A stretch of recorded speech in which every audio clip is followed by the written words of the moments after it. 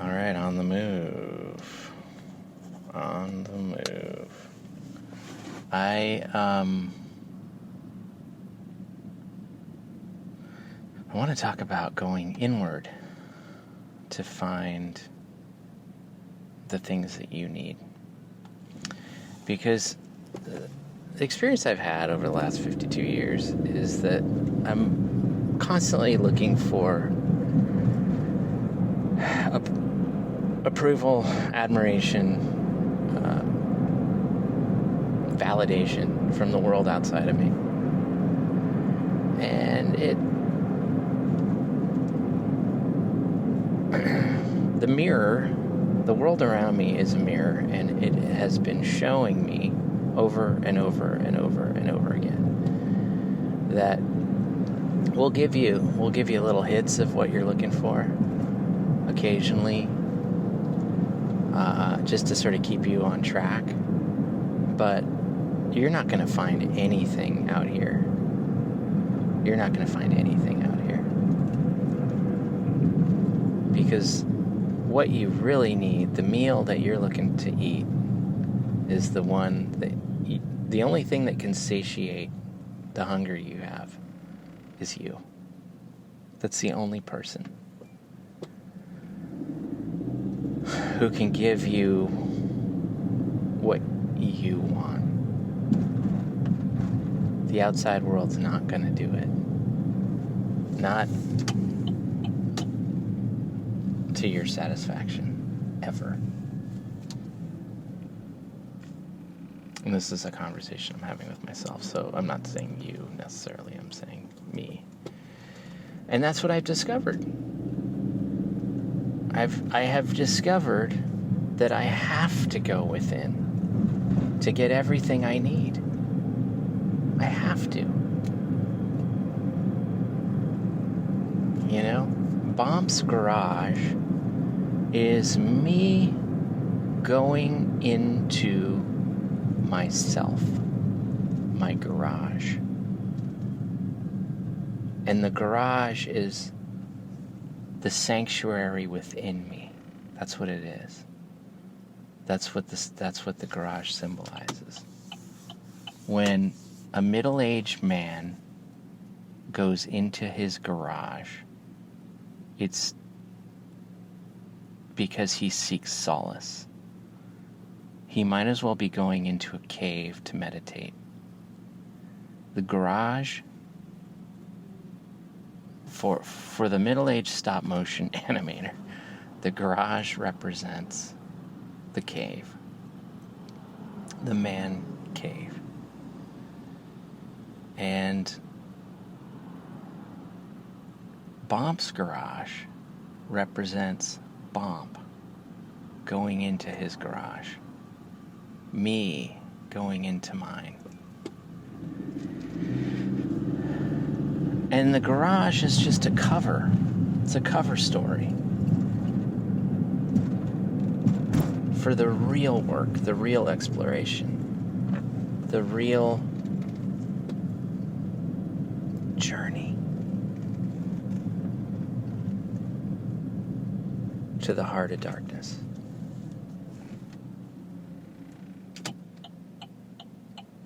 I'm actually going to go that way. Sorry, buddy. I saw a spot over here. I'm sorry. I got to go this way. It's closer. And so that's what I want to share briefly with you. I think this is an epiphany that took a long time for me to get to. You know, for the longest time, I was looking for validation and admiration and love outside of me. I was looking for it from friends. But as it is, I couldn't get it there. You know, I've had a lot of friendships that have just faded into obscurity. And that's you know, maybe I'm not making enough of an effort. Maybe I'm not being genuine or generous enough. But it's interesting. I like to kind of compare myself to my parents sometimes. And my parents, madly in love. You know, my dad defends my mom no matter what. He and she have a group of friends that they've had since they were in their late 20s, 30s. They formed friendships back in the late 60s, early 70s that crystallized.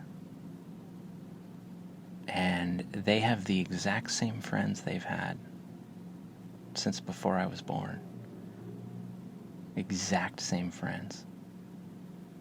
You know, plus or minus a couple here and there. But I always envied that. Because my friendships are more mercurial. They come and go. I have some deep, loyal friends, some old friends.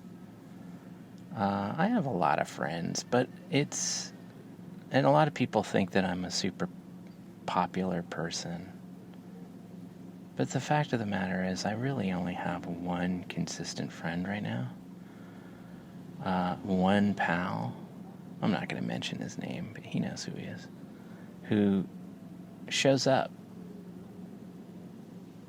calls me, makes an effort.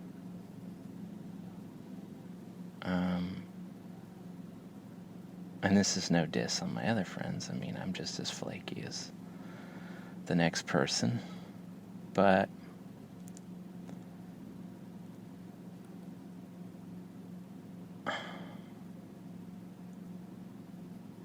friendships did not become the place where I could get what I needed. And inevitably, you lose your friends. You know, they pass away or they grow apart. But you always have yourself. And for me, my relationship with myself has to do with my relationship with art, has to do with my relationship with theater and the love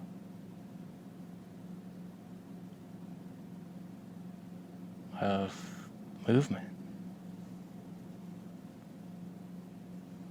There's a filmmaker I really have grown to adore. His name is Malcolm Sutherland. Check him out. He's on Vimeo.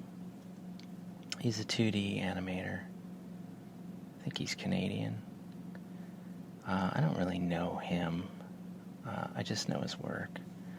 But there's a handful of films that he's made that have really changed the way I think of animation.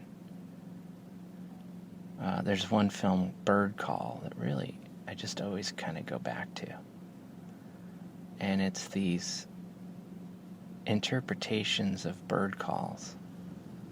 He's recorded bird calls. And turned them into animation. So he's taken sort of the frequency of the bird call, the sound of the bird call, and done these visual interpretations of it. They look like almost like little hieroglyphic shapes that bend and move and change and wiggle. And it feels like he's speaking in the type of visual. It's almost like audio and visual have merged into a new language. And it's almost as if you're in the head of a bird, seeing and hearing at the exact same moment.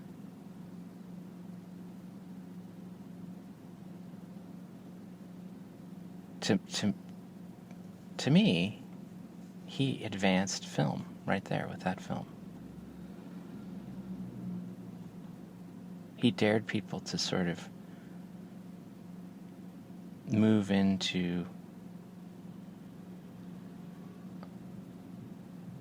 a new type of language. My mind was evolved watching his film.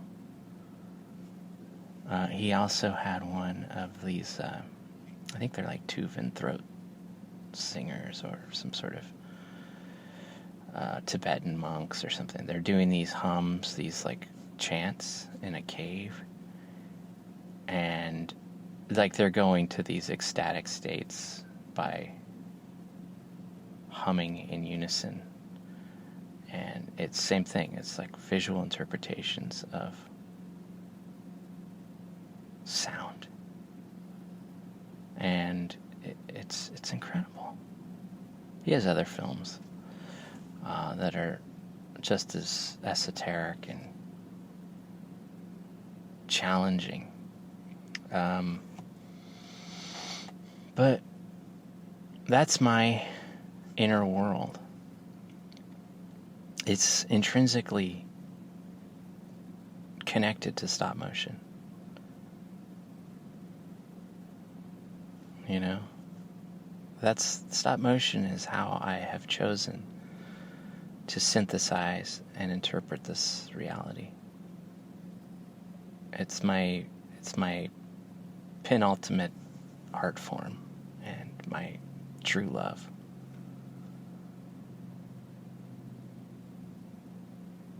And like my parents, it's the friend.